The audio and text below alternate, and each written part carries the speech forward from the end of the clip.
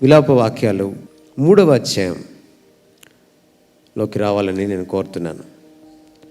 3వ అధ్యాయంలో కొన్ని వచనాలు మటుకు మీకు నేను చదివి వినిపిస్తాను. నేను దీని జ్ఞాపకము చేసుకొనగా నాకు ఆశ పుట్టుచున్నది. 21వ వచనం. నేను దీని జ్ఞాపకము చేసుకొనగా నాకు ఆశ పుట్టుచున్నది. యెహోవా కృపగలవాడు, ఆయన వాత్సల్యత ఎడతెగక నిలుచున్నది. గనుక మనము నిర్మూలము కాకున్నవారము. అనుదినము నూతనముగా ఆయనకు వాత్సల్యత పుట్టుచున్నది.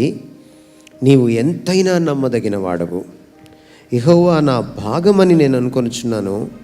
ఆయన యందు నేను నమ్మిక ఉంచుకొని ఉన్నాను. తన్ను ఆశ్రయించు వారి ఎడల యెహోవా దయాళుడు, తన్ను వెదుకు వారి ఎడల ఆయన దయచూపువాడు. నరులు ఆశ కలిగి యెహోవా అనుగ్రహించు రక్షణ కొరకు ఓపికతో కనిపెట్టుట మంచిది. విలాప వాక్యాలు నిజానికి ఇర్మియా ఇశ్రాయేలీల దుస్థితిని చూసి, వాళ్ళు దేవునికి దూరం అయిపోవడాన్ని చూసి విలపిస్తూ రాసినటువంటి ఒక గీతం అది. ఆ గీతంలో అద్భుతమైనటువంటి సందేశం మనకి కనపడుతుంది. కన్నబాబు గారు చాలా మంచి మాటలు చెప్పారు. ప్రపంచం ఒక ర్యాట్ రేస్లో చిక్కుకుపోయిన సమయంలో మీరు ఎప్పుడైనా ఇంట్లో ఒక తలుపేసి ఎలుకను చంపడానికి ప్రయత్నించారో లేదో నాకు తెలియదు. ర్యాట్ రేస్ అనేటువంటి ఇంగ్లీష్ మాట మీకు అర్థం కావాలంటే, ఎలుకను చంపడానికి ప్రయత్నం చేయండి, ఎప్పుడైనా పట్టుకోవడానికి ప్రయత్నం చేయండి. మీ చేతిలో కర్ర పెట్టుకుని దానికోసం వెతుకుతుంటే అది మీ మీదకే వస్తుంది.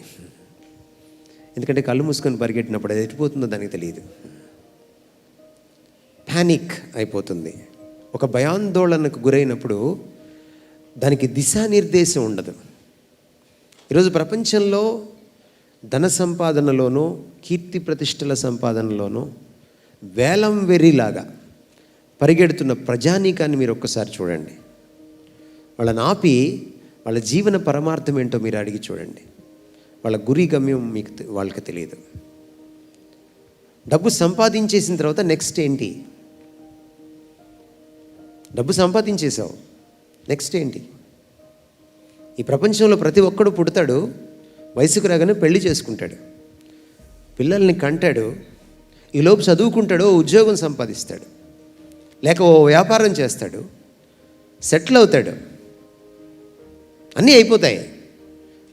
మళ్ళీ పిల్లల్ని వాడు ఏ దశ గుండా వచ్చాడో, ఏ పరంపర గుండా వచ్చాడో, ఏ ప్రహసనం గుండా వెళ్ళాడో మళ్ళీ దాని గుండా వెళ్ళాల్సిందే. Is it just a cycle, a repetition of events? Is that a human life? Is మానవ జీవితం అంటే అంతేనా? ప్రతి ఒక్కడో పుట్టడం, చదువుకోవడం, పెద్దవాడవడం, పెళ్లి చేసుకోవడం, ఉద్యోగం సంపాదించడం, కీర్తి ప్రతిష్టలు సంపాదించుకోవడం, ధనార్జన చేసుకోవడం. ఎందుకు ఇదంతా చేస్తున్నాం?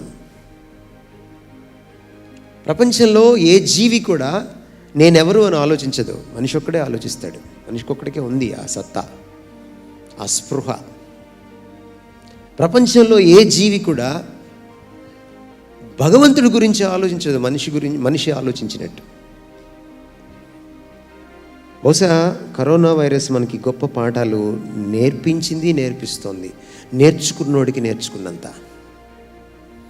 నేర్చుకున్నవాడు ధన్యుడు, నేర్చుకునేవాడు ఇంకా దౌర్భాగ్యుడే. చిన్న పురుగు అది ఇంతకీ జీవి కాదో ఇంతవరకు సైంటిస్టులు తేల్చలా. It is in between the material thing or a non living matter or a living matter. ఇంతవరకు తెలియదు. అది జీవి అని కూడా అనలేము దాన్ని. అదొక అర్ధజీవి, అదొక పరాన్న జీవి, ఆర్జీవి కాదు. అంటే దానంతటా అది బతకలేదు. నువ్వో నేనో కావాలి దానికి. అంత సూక్ష్మ జీవి లేక అర్ధజీవి ప్రపంచాన్ని గడగడలాడించింది. బైబిల్లో ఒక చక్కటి ఉపమానం చెప్పారు యేసుక్రీస్తు వారు.